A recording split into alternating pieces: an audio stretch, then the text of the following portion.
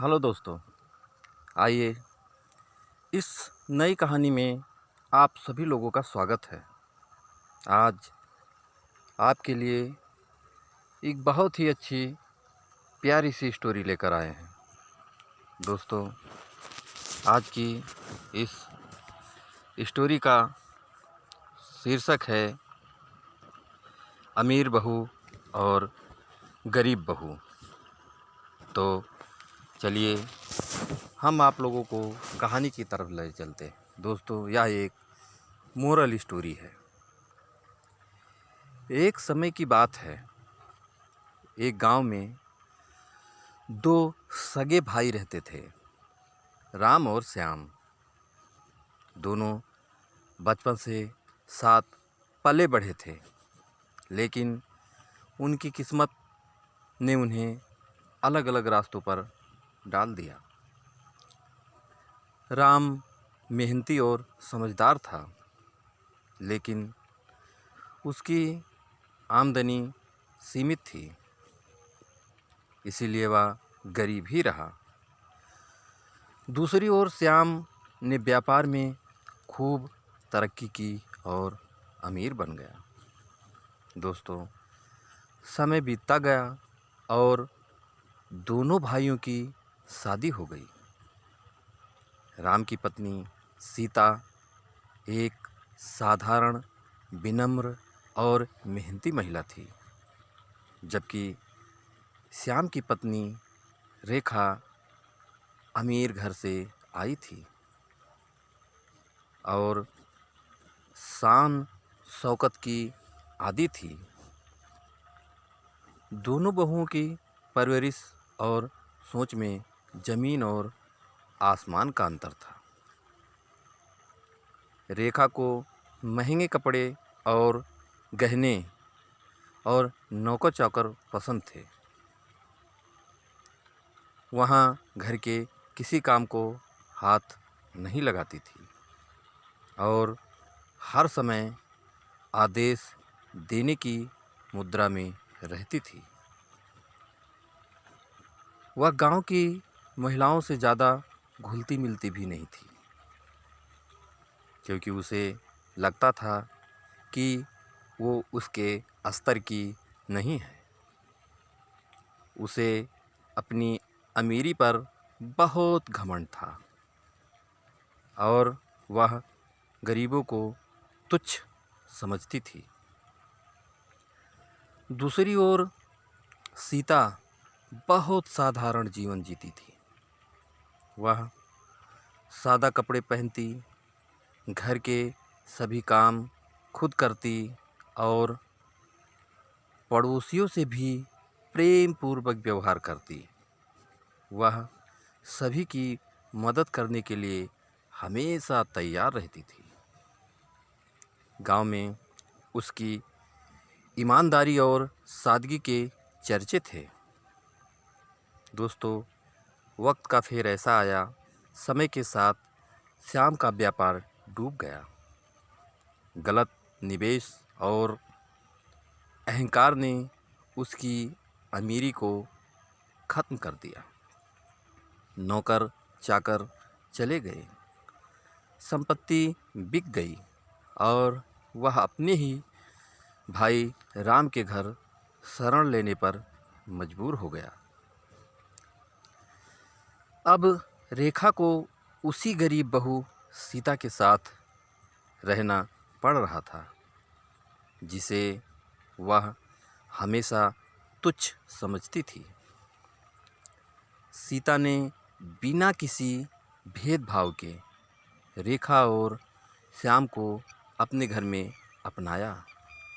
उसने रेखा को घर के कामों में मदद करना सिखाया, उसे विनम्रता और आत्मनिर्भरता का पाठ पढ़ाया। धीरे धीरे रेखा को समझ में आया कि असली अमीरी दिल की होती है, ना कि पैसों की। दोस्तों, कुछ सालों बाद श्याम ने फिर से छोटा मोटा काम शुरू किया और दोबारा अपने पैरों पर खड़ा हुआ। लेकिन इस बार रेखा का स्वभाव पूरी तरह बदल चुका था। अब वह भी सीता की तरह सादा जीवन जीने और दूसरों की मदद करने में विश्वास करनी थी। दोस्तों, सच्ची अमीरी धन में नहीं, बल्कि संस्कारों, विनम्रता और दयालुता में होती है। जीवन में परिस्थितियाँ कभी भी बदल सकती है, लेकिन जो इंसान सबके साथ प्रेम और समानता से पेश आता है, वही असली सुख पाता है। रेखा का हृदय परिवर्तन हो चुका था। वह जो पहले अपनी अमीरी और ठाट बाट पर गर्व करती थी, अब विनम्र और सादा जीवन जीने लगी थी। उसने सीता से गृहस्थी और मेहनत का असली मूल्य समझ लिया था।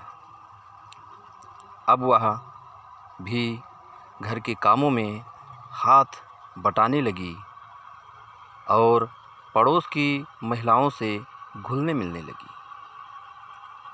श्याम भी अपने पुराने अहंकार को त्याग कर मेहनत से काम करने लगा। उसने सीता और राम के सहयोग से एक छोटी सी दुकान खोली और धीरे धीरे अपने पैरों पर खड़ा होने लगा। दोस्तों, गांव के लोगों ने भी इस बदलाव को महसूस किया। पहले जब रेखा अमीर थी, तब वह गांव की महिलाओं को तुच्छ समझती थी, लेकिन अब वह उनके साथ बैठकर बातें करती, उनके सुख दुख में शामिल होती और उनकी मदद करने को तैयार रहती। यह देखकर गांव की औरतों को भी एक सीख मिली कि धन से कोई बड़ा नहीं बनता, बल्कि इंसानियत ही सबसे बड़ी पूंजी होती है। सीता और रेखा की दोस्ती अब सच्ची और गहरी हो गई थी। वे दोनों मिलकर घर के काम करती, एक दूसरे का हाथ बटाती और परिवार को खुशी और प्रेम से भरने लगी। राम और श्याम का रिश्ता भी पहले से ज़्यादा मजबूत हो गया। जहाँ पहले श्याम को अपनी अमीरी का अहंकार था, अब वह अपने भाई राम की सरलता और ईमानदारी का सम्मान करने लगा था। वह दोनों अब एक दूसरे की मदद करते और मिलकर अपने परिवार को आगे बढ़ाने का प्रयास करते। समय बीता, बच्चे बड़े हुए और परिवारों की स्थिति भी सुधर गई, लेकिन इस कहानी ने सभी को एक गहरी सीख दी। धन और संपत्ति अस्थायी नहीं होती, लेकिन अच्छे संस्कार और रिश्ते हमेशा टिके रहते हैं।